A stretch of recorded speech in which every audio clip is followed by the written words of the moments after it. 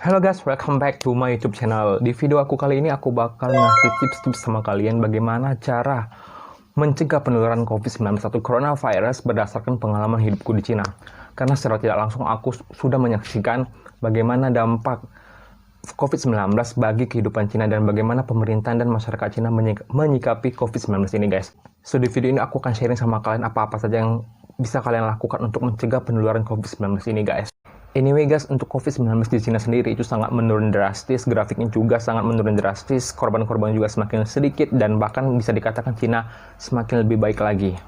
Maka dari itu aku ingin sharing sama kalian apa-apa saja peraturan yang ditetapkan pemerintahan Cina dan bagaimana masyarakat Cina menyikapi dan melakukan tindakan untuk mencegah dan menanggulangi dari COVID-19 ini guys. Oke, sebelumnya aku mengucapkan berbelasungkawa sebesar-besarnya buat 49 korban yang telah meninggal dunia akibat COVID-19 di Indonesia.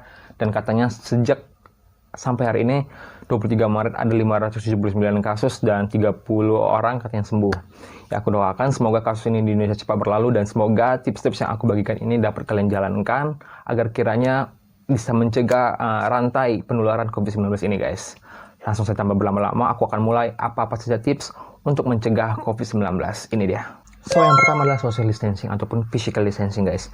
Pasti ini sudah sangat sering kita dengarkan, bakal pemerintah sudah berulang kali menganjurkan agar kita menerapkan social distancing ataupun physical distancing untuk mencegah rantai penularan COVID-19 guys. Karena aku pribadi merasakan ini benar-benar sangat efektif banget untuk memutus rantai penularan COVID-19 guys.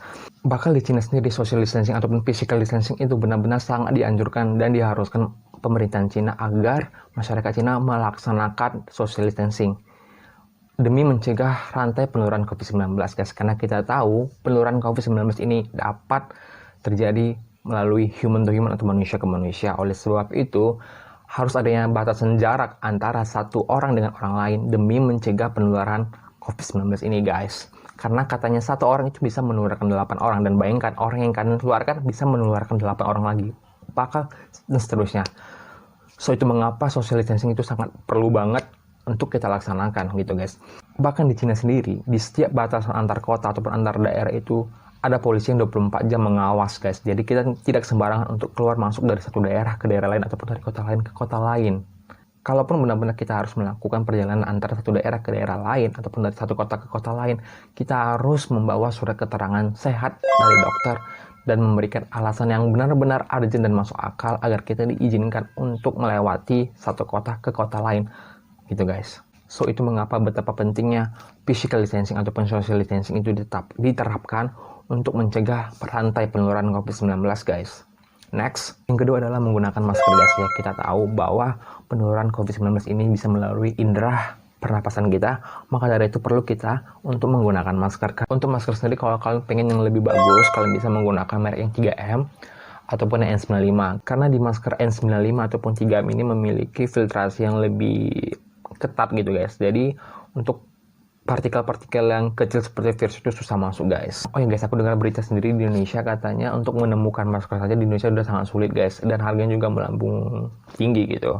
Ya sama seperti Cina sih, kemarin pada saat kasus ini sedang mewabah besar-besarnya, masker juga sangat susah dicari dan harganya juga cukup mahal guys. So jika kalian ingin melakukan kegiatan di luar rumah dan benar-benar itu urgent, tolong please gunakan masker, karena masker ini sangat membantu kalian. Yang ketiga adalah mengukur suhu badan menggunakan termometer guys.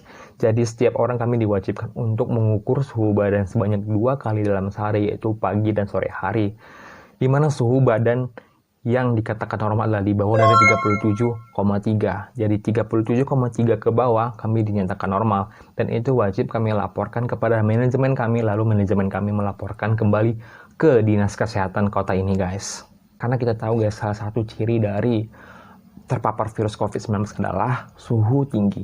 Untuk di China sendiri memberikan standar suhu dinyatakan normal itu di bawah dari 37,3, dan kalau suhu kita 37,3 maksud saya ke atas, itu kita harus dibawa ke rumah sakit guys. Seketat itu guys. Karena kemarin teman aku pernah suhunya 37,5 dan katanya itu dia hanya demam biasa, cuman dia harus dibawa ke rumah sakit guys. Yang keempat adalah mencuci tangan yang baik menurut standar WHO guys. Kita tahu guys bahwa tangan kita ini sering memegang banyak benda-benda yang mungkin benda tersebut telah menempel virus COVID-19 guys. Jadi kita tidak akan pernah tahu apakah tangan kita ini bersih atau enggak. Oleh karena itu kita wajib mencuci tangan dengan benar menurut standar WHO. Berikut aku akan mencontohkan bagaimana cara mencuci tangan yang benar menurut standar WHO guys. Di sini aku menggunakan sabun guys ya, karena dianjurkan juga untuk sabun lebih baik untuk membunuh kuman-kuman ataupun virus yang menempel pada tangan kita. Lalu oleskan seperti ini, lalu pada bagian belakang, sebaliknya di sela-sela jari, sebaliknya, lalu untuk kuku guys, lakukan sebaliknya, kemudian seperti ini, sebaliknya, kemudian di jempol.